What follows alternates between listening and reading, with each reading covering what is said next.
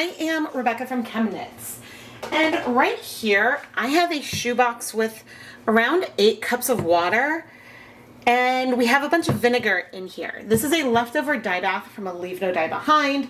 If I counted the amount of acid I added in here, the number of tablespoons of white vinegar, editing Rebecca will try to pop that on the screen, but I may not have counted it. And it occurred to me that I think it would be fun to do my quote shoebox technique, both starting with acid, just to show you what that looks like. And I may have done a side-by-side at one point in the past, but we're gonna just play around with this because I'm in the mood to see what happens.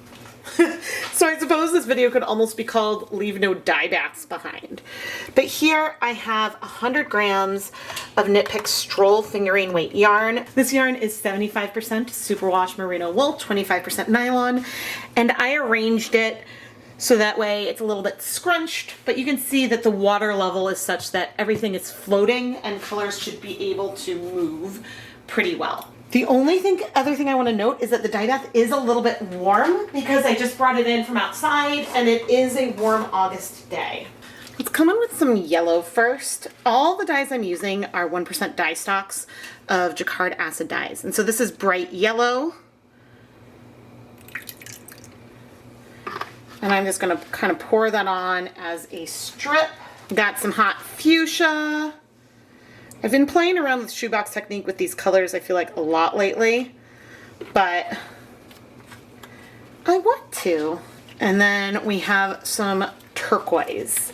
Again, these are all Jacquard acid dyes, and a 1% stock solution means that we have 1 gram of dye dissolved in 100 milliliters of liquid. Now, I did not measure how much dye I put on, but I feel like it was a reasonable amount and not too much pigment.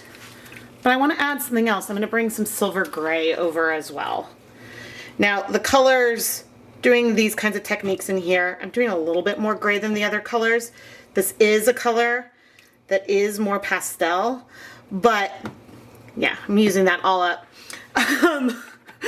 But the other thing I want to add is that all these colors together would end up muted anyway. So oftentimes at this stage, I would wait. And I would wait like 10 minutes or something before moving things. But most of the time I don't have acid in here yet because I want to allow the colors to spread out. And now I'm watching the timer on the phone because I'm just going to be waiting a total of 30 seconds and I have 12 seconds left to go. And I have no idea what's going to happen. Now, hot fuchsia and our turquoise, as I'm getting ready to move, those are colors that are both prone to spreading a lot. So I've lifted this up. I almost flipped it a little bit before bringing it down.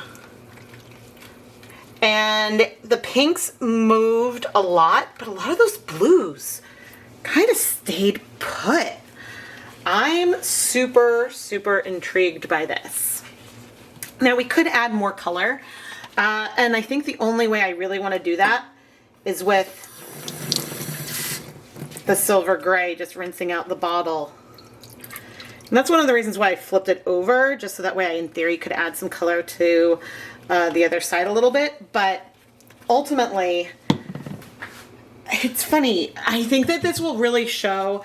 And again, if you want me to redo this with a proper side-by-side, I probably should do that. Editing Rebecca, please write that down so I do a proper side-by-side shoebox technique with acid versus no acid at the start. Because when I lifted it up and we saw pastel areas when we put it back in, you can see there's just really not that much pigment that is left behind. And I think that that is just fun how quickly, because even waiting, I mean, some of the colors were on there longer than 30 seconds, but I made myself pause. This clip, which I've probably edited down some, is only 5 minutes, 40 seconds as of right now. And so the amount of time everything was waiting was really not long. So I will add though, there was a lot of acid in here. I think the ratio, which again, I'm gonna ask editing Rebecca to check for me, but the ratio was much more than 2 or even 3 tablespoons of vinegar per 8 cups of water. I would say that we had over 5, maybe even more than that. And so the higher acid can help things strike a little bit faster. But now I'm gonna cover her up and take her outside to wait overnight. This is a point in my videos where sometimes I would let it even sit on the counter for 30 minutes before moving it outside.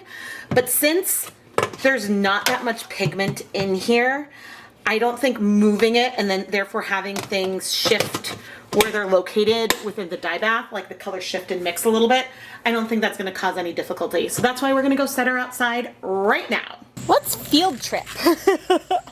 I was gonna bring this straight into the sink, but then I felt like the sink is gonna be the majority of the video, which it might be anyway. So I thought it was fun to step aside. Ooh, I would say we have some blending. Things feel fairly, oh my gosh, it's warm.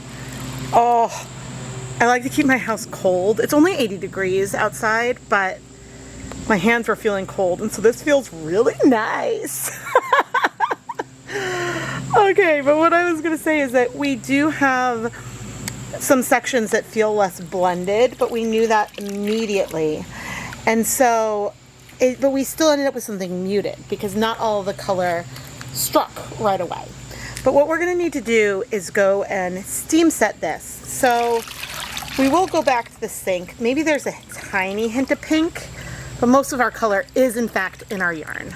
Oh, and it's just the next day. I didn't wait a couple days this time, just one day. See you inside. This is one of the shortest ChemKnits field trips ever. Back at the sink. Well. But I'm gonna take our yarn, and I can squeeze out a lot of the liquid or leave it fairly damp. It doesn't really matter, but I'm gonna place it inside a steamer insert.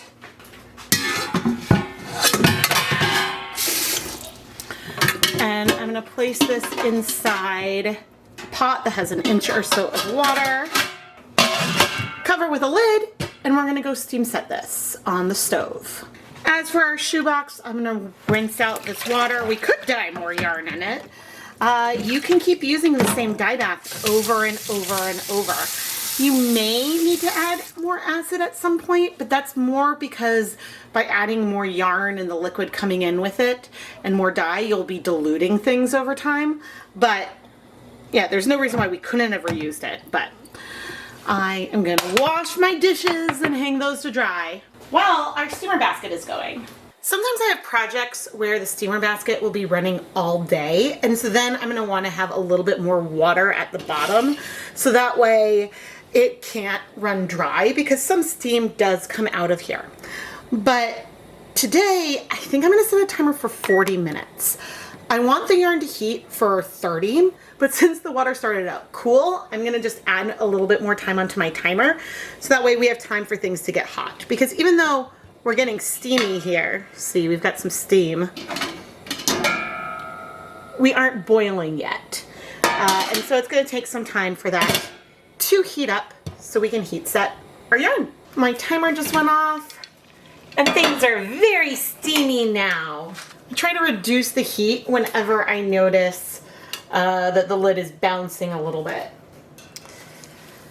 But now I'm gonna go set aside the yarn to cool so it can cool completely before we wash it. And I always place the yarn in these aluminum pans to cool because they won't melt. And so if I put it straight in a plastic pan, that could melt the plastic. And so that's why I use these aluminum ones. Let's wash our yarn. I feel like I've dyed up a lot of muted rainbows recently, but that's sort of what happens when you combine primary colors with enough liquid volume with a high water to yarn ratio, so that way as you add the colors, they're able to spread out a lot. So this may or may not be your cup of tea, but I think she's really fun. An understated rainbowy color. I'm pretty amazed there's this neutral base to it where the colors combined a lot. But that's one of the things with this overall shoebox technique is that sometimes the way things combine can be hard to predict. Now, if I know exactly how much of each color I've added, then I can know, like I've been able to reproduce different effects I've had in the past. And so you can get similar results by using the same amount of dyes in the same kind of way. But when you aren't 100% sure of the proportions, and sometimes you can get something that's a little bit of a surprise. But now I'm gonna go put the yarn through my spin dryer to remove some of the excess liquid, and then I'll go ahead and hang up the yarn to dry so we can look at the finished yarn. Here's the finished yarn, and I think that what's really funny here is that we still have a lot of blend from our blue, yellow, and pink, but compared to some of the other types of colorways I've ended up with, when I have, you know, these 3 types of primary colors in a shoebox and then I move things and put it back, I don't know if things are more distinct. Like if we have a little bit of the sharper pink and sharper blue and feel more yellow versus having an overall blend. I mean, certainly we do have some overall blend, but I don't know. I really don't know, because you know why? I don't remember 2 things. 1, how much acid I had in here. And then 2, I don't remember the amount of dye or how long I let things sit before I moved it.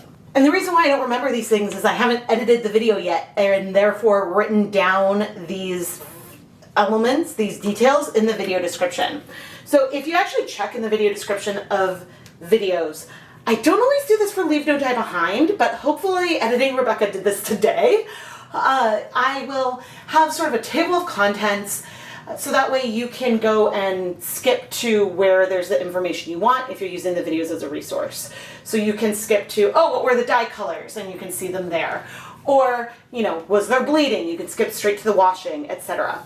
But in the description itself, in some of those areas, sometimes I'll keep track of how much dye I used, the amount of acid I added, and things like that. Now for this particular case, we started with a leftover Dyebath that had acid, but maybe at the time I filmed this, I remembered how much was in there. So therefore, right now I don't remember. And I guess the other reason why I'm babbling about all this right now is that I just steam set a project that I did side by side, 2 shoeboxes, one starting with acid in it before even adding the yarn and the dyes, and the other without. And the yarn isn't dry yet for me to do a side-by-side and look, but things feel a little bit more subtle, I think, than what I was expecting given this. So it's hard to say, and I may have to play around with side-by-side things more, but whatever it is, I think that it's fun to play around with the order that you add different elements to your dyeing and then see what happens, because sometimes when things don't happen the way I expect, it could be that I mixed up when to put acid into the dye bath or something. Sometimes it's pigment based because different pigments strike to yarn differently. And that other video that I mentioned that I need to go wash that yarn in a moment, I used completely different colors than what I used here. So I can't really compare these results to that. But now I'm dying to know, do you like muted rainbows like this? Or do you prefer when I use bright colors that are a little bit separate? When I'm doing the kind of space dyeing I do with the shoe boxes, I really enjoy when I have colors that are on different ends of the color wheel, so that way they do end up becoming more muted. Because I think that while there are some premixed acid dyes that are a little bit more muted colors, a lot of acid dye colors tend to be very, very bright, unless you use them at a lower depth of shade or you mix them a little bit more to make them a little bit less clear and vibrant. And so yeah, that's just something that I always think about and wonder. And so if there's any colors you would specifically like to see me try in my videos or in a shoebox technique and blending and things like that, please let me know down in the comments.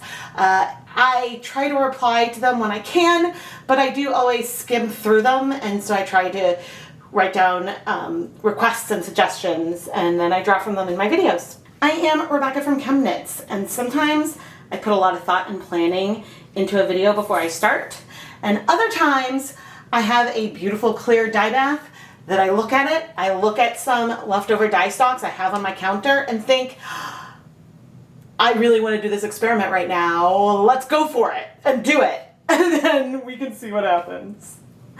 Thank you so much for watching.